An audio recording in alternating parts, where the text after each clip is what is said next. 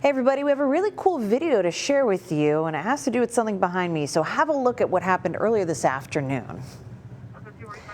This is a view of what you might call a fire NATO. It has a more popular term, fire whirl.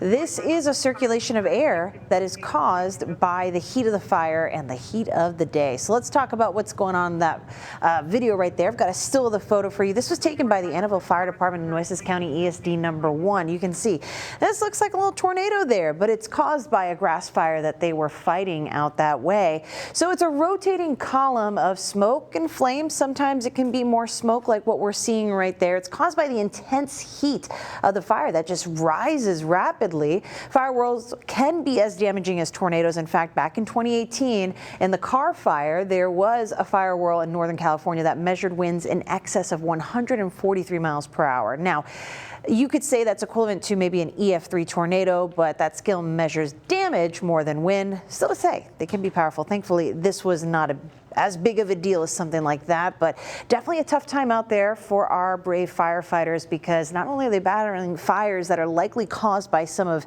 the very hot weather and breezy winds we've had, but look at this. Today was the hottest day of the year, 99 degrees, and it wasn't a record breaker for July 24th, but add in the humidity to that, it was plenty hot out there, and it still is hot across the entirety of the coastal bend.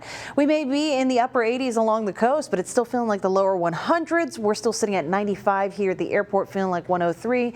And for our neighbors out by the brush country, need I say anymore? Let's take a closer look with the Chris 6 Neighborhood Weather Network, zeroing in on the Kingsville neighborhood, because y'all have a very interesting predicament here. You're a bit more inland along the 77 corridor, but Baffin Bay gives you that moist fetch and really amps the humidity. So temperatures still holding strong in the lower 90s, 90 off East County Road 2120, 92 for Southwest Kingsville and Bishop Badger Meadowbrook, but feeling like those triple digits in a big way. So if you're trying to walk the pup tonight, good luck. It's going to be a little tough. Coda here is a brave pup and likes to feel the breeze in the fur. So hopefully your pup will enjoy the breeze. Shorter walks that are more frequent can be easier for you and your four-legged friend, and waiting a little later into the evening when we cool down to about 80 degrees later on tonight. So let's talk about the rain chances. They're not great, but they are looking better if you're along the coast. Time frame now looks to be overnight between Friday and Saturday. Some of this could linger into Sunday as well, but it all stems from this area of interest that the National Hurricane Center is watching. This is a low opportunity for development here over the next couple of days. You can see it looks really organized and just a jumble of thunderstorms out this way. A big rainmaker for the northern Gulf Coast. But in the swirls of clouds, we have seen a little swirl away from some of those bigger storms. So again, it's something for us to watch. If there was more organization, that could mean less rain for us. Unless something organized near us, then of course we're right in the bullseye for good rainfall. But again, not worried about wind or any kind of tropical trouble. We're just hoping to get some rainfall from the sky here.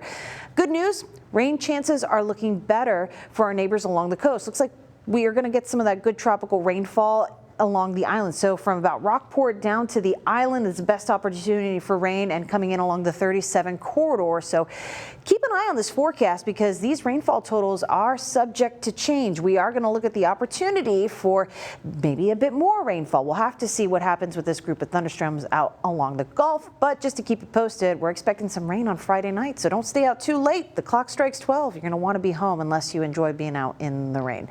All right, this is going to give us a break from the heat. Temperatures finally backing down to the lower 90s for us. But look, next week, we are going right back to those hot upper 90s.